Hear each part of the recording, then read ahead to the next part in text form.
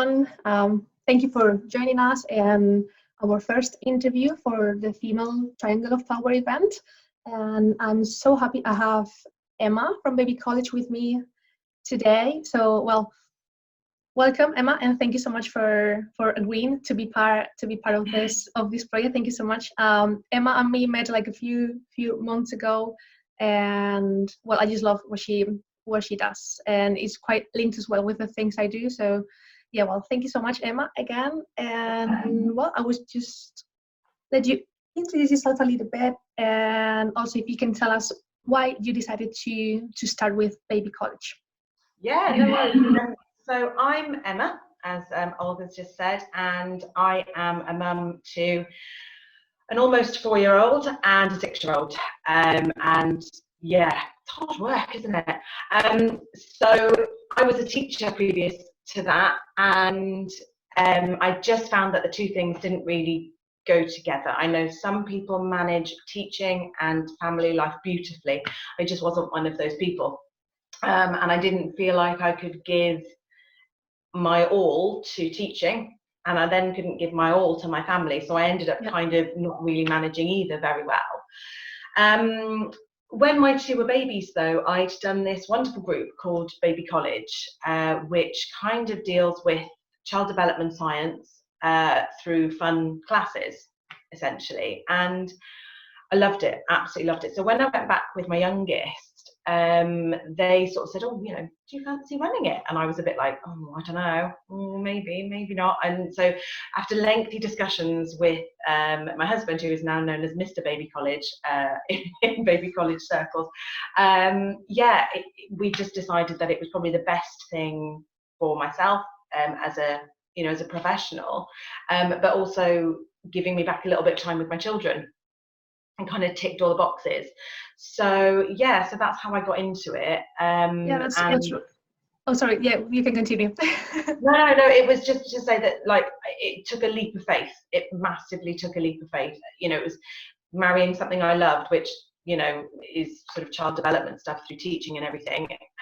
With hopefully sort of been able to make a living from it. And it does take a bit of a leap of faith, but I'm really, really glad I did it.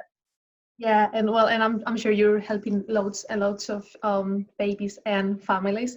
I think what you say was quite important, like for you to feel you're fulfilling all aspects in your life. It's quite important, and obviously the journey and the transition to motherhood, it can be quite hard to balance sometimes. So I'm also so happy that you're an example of how you can combine that.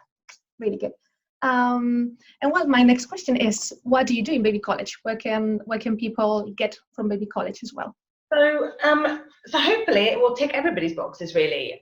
So everything that we do is underpinned by development science. So this week in class, we are looking at infant reflexes and how they can influence development. Now, as a parent, not knowing much about baby development, I kind of was thinking, oh, baby reflexes, why do I need to know about those? But actually, it can influence all other aspects of development as well. So it's really important that we help babies through that. They will happen naturally, but the more that we can do to help that, the better. So for example, we'll be talking this week about the palmar reflex. So when you put something in a newborn's hand, they go like that. Now that can be mummy's finger, that can be the car keys, that can be hair. All mummies will know about the hair. I love hair. Yeah. But that needs replacing. If you were an adult walking around with still having retained your palmar grasp, you wouldn't be able to do a lot. You wouldn't be able to sort of pick things up. You would be doing this all the time. So it needs to be replaced with that pincer grasp, which then helps writing further on down the line. And if nothing else, it means you can sign bird, okay, or you can do baby shark song. So you need your pincer grasp, everybody.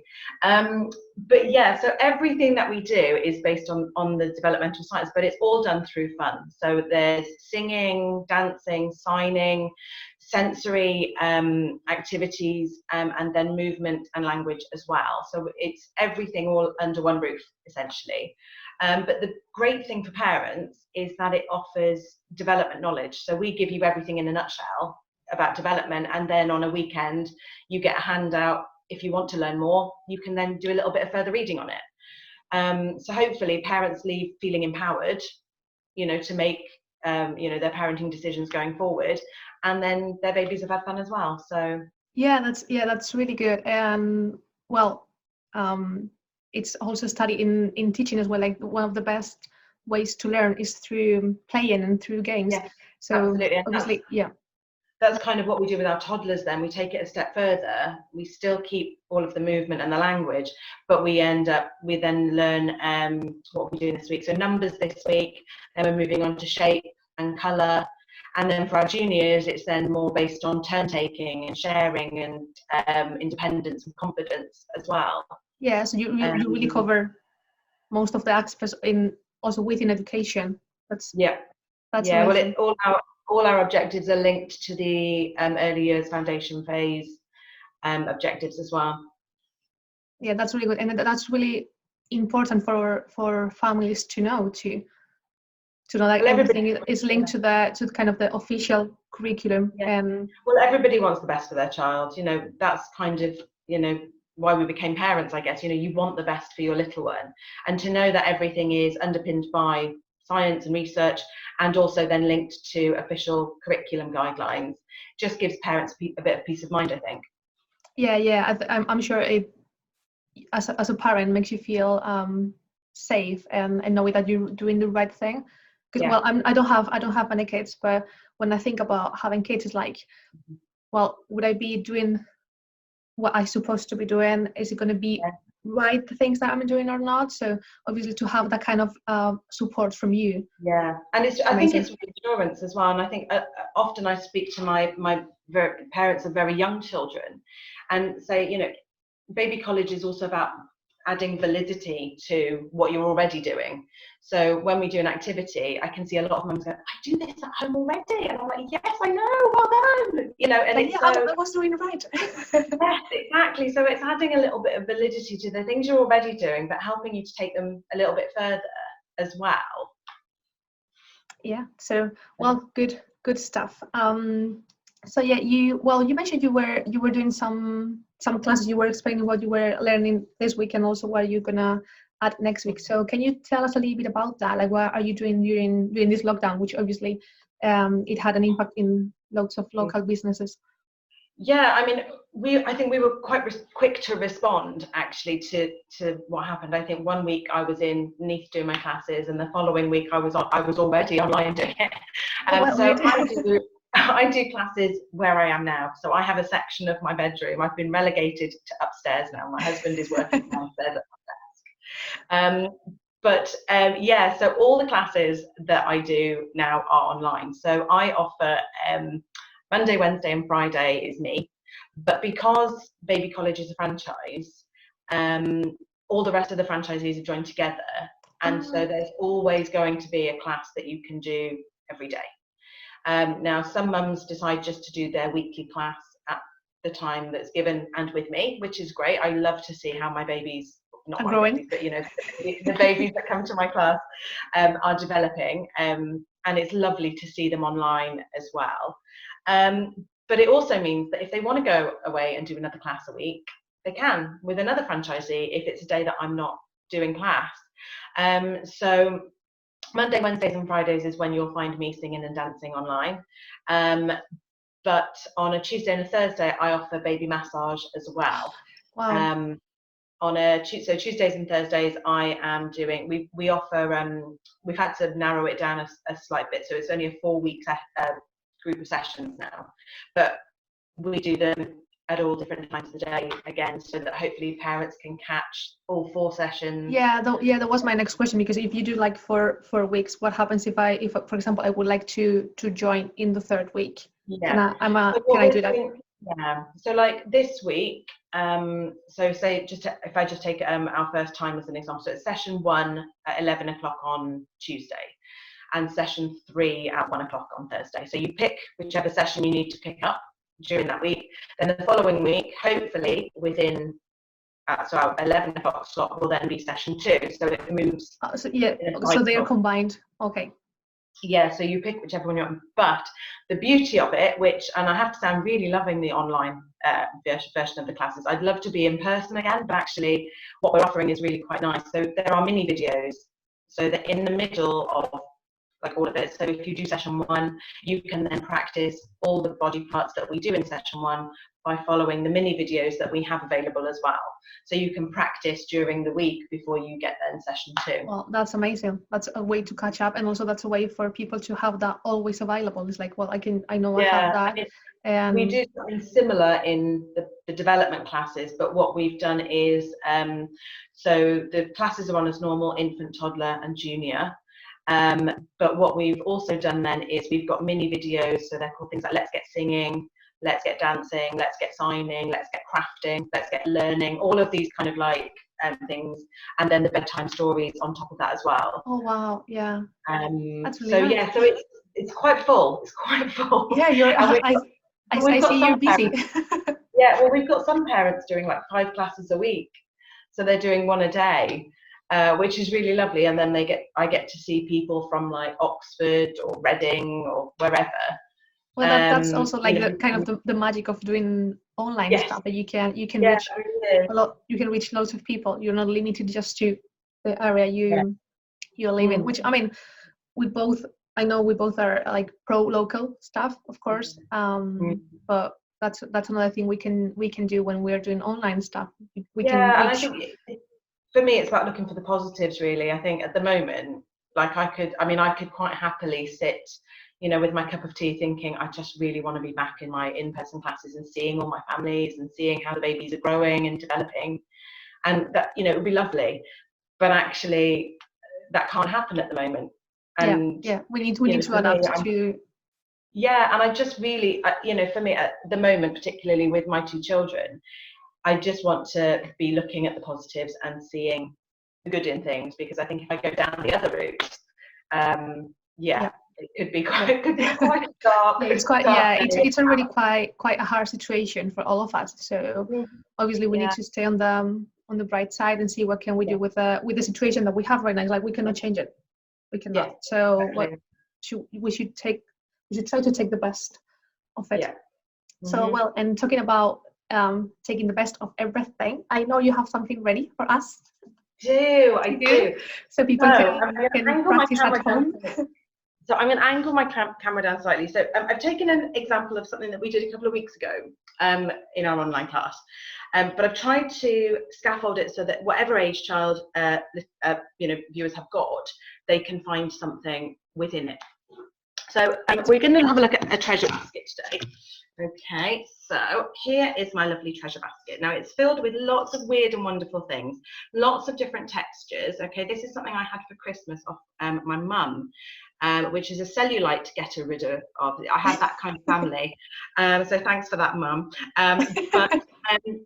So anything from these really random gifts you get at Christmas to a whisk, to a hair roller from when I had long and luscious hair, which I don't anymore. Cupcake case. You have a lovely hair. I love your curly hair. Like not as lovely as it used to be. But yeah, so I've loads of different textures. Everything has come from my house or the pound shop, so it's not expensive. Okay. Yeah, and it's nice that it's all of the things that we have at home. So yeah, absolutely. Especially now that it's harder to go and buy stuff. Yeah, and you know, the thing is, at the end of the day, it was bad enough having to go, you know, to the shops before, but now it's nigh on impossible. So I've just raided my house for loads of weird and wonderful things. So for small babies, I'd have baby on my lap here, and I might be giving them things to touch. Now, I have a bit of an aversion to velvet and suede and things like that. I really hate them. So it's a really good way of finding out if your baby has anything similar. So giving them things to touch. If they withdraw, you know that maybe they don't like that one in that form. So they might like it in a book, but they might not like it to hold.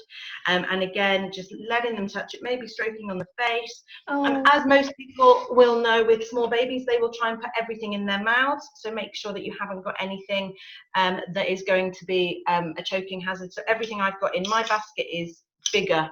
You know, it's a non-choking hazard. Like one piece, bigger than that. big, yeah. Everything's big, and we won't leave baby to investigate this by themselves, okay? So toddlers can be just left to have a little sit down and have a little rummage through, and lots of toddlers you will find elbow deep in a treasure basket. They love them. But for babies, it's all about, you know, what is this? How does it feel? What sensory things, attributes does it have? For toddlers though, toddlers will start doing things like this. They'll bring it out and they'll start batting the ball along, or they might start throwing this thinking it might be a ball, and it's actually just about learning how they like to play with things. So that is our basic treasure basket. And for juniors, I would say, so 18 months plus, you're looking for things that are slightly more engaging. So what I've done is I have themed a treasure basket. Okay, so this is my natural treasure basket. So everything is, this is wood, I've got a bit of metal, I've got a shell cleaned and sterilised and sort of blunted on the edge. I've got some pumice. Now, even though it has been handled by a human hand, i.e. shaped, it's still very much the materials that we're looking at there. So that's that one. So anything you can find that's natural. So if you've got lots of sticks, in your garden, you can wash and sterilize those and then pop them in. You can even have a bit of sand and water and things in there if you're adventurous. I'm not. I don't like messy play. It makes me twitch. I think I will be the one with the sand and the water, probably. Yeah, I think mix the two of us together would be fine. And then the last thing I was going to show you is a colour version of this. So if you're looking to teach your little one colours, everything in my bag today is red. And so we're talking about the colour red. What else? What would we be looking at? This is red. Oh, look, this is my hand. This is the hand that's red. All of these kind of things. Because babies at sort of toddler age, at sort of upper end of toddlers, juniors age, will know that this is a ball. They might not be able to articulate that it's red. And so we're taking what they know and building on it. But recognizing the concept of what's so red. They'll know that this makes music, but they might not be able to group it in a group like this of all things that are red. So it's about helping them to recategorize things as well. So a red treasure basket or a blue treasure basket or whatever is really lovely. And then I might sort of extend it even further by throwing a different color in there. So I might take something green and put it in and see if they can differentiate the colours there as well. So hopefully that's a little idea of treasure baskets for you. Well, it's loads of ideas, because we have 3 ones, like the one for babies, then the one for toddlers, and the one like the thematic one. Can we say that? And I think, so the themed ones are really lovely. So like all the man-made, all the natural things in there. But most things, you could even do a seasonal one. So you could do all things related to winter or all things related to summer, and really help your little one to sort of start to connect ideas about, okay, well, all of these things are out now. So for example, doing a spring basket, and then moving that along in maybe a month's time to summer things. And there's lots of things that we can create that symbolize summer. That's a really good idea, and it also helps them to connect to nature too. It's like, well, this is natural things that are happening this season, so they can. And the thing is, as well, we live in such a lovely area. Oh yeah, I love.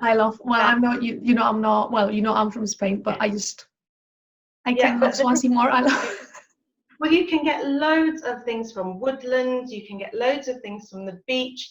You can get loads of things sort of town related, all in the space of a couple of meters from down on the seafront. And we're really lucky. Yeah, I think so. And I think it's about making the best of what you've got, really. Yeah.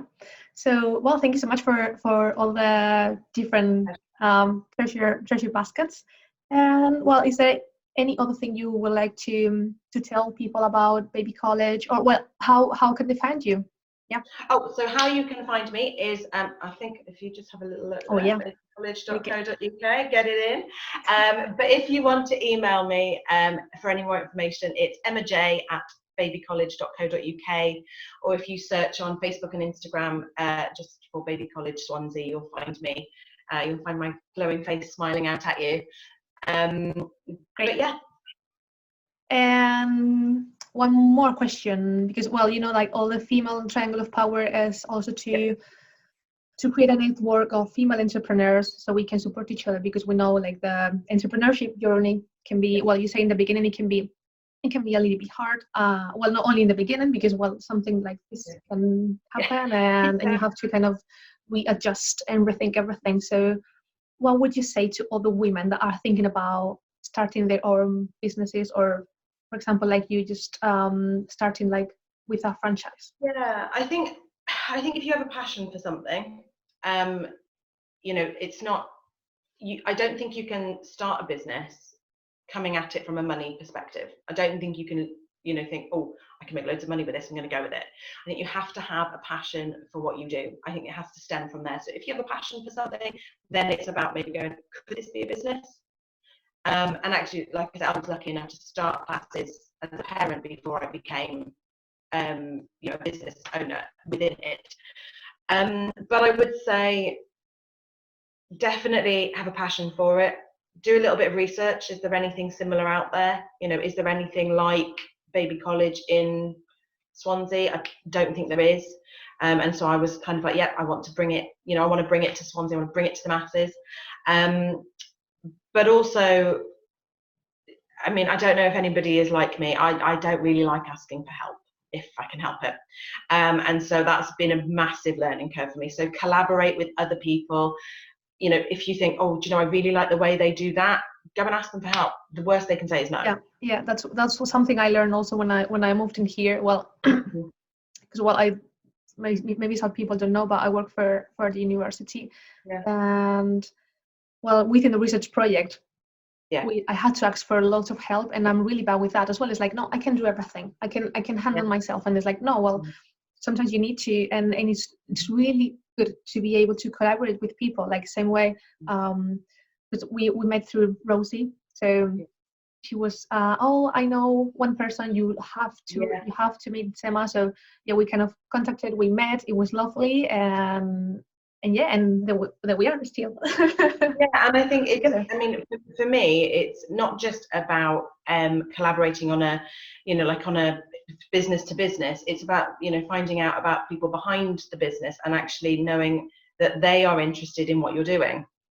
Do you know what I mean? It kind of just makes you think, oh, okay, so there are people who are interested in what I'm putting out there. So, you know, it gives me even more, you know, passion to go forwards and do things. Yeah, as you said, like kind of revalidates what you're doing. It's like, well, yeah, there's people interested on what I do, and we can move it forward. Yeah, of course. Yeah. So, well, Emma, thank you so much. For joining us. And well, people now already know what you do and how they can contact you. So I hope you get loads of people, even more people involved. Thank you so much. Lovely. Thank you ever so much. It was lovely to see you. Bye. Bye.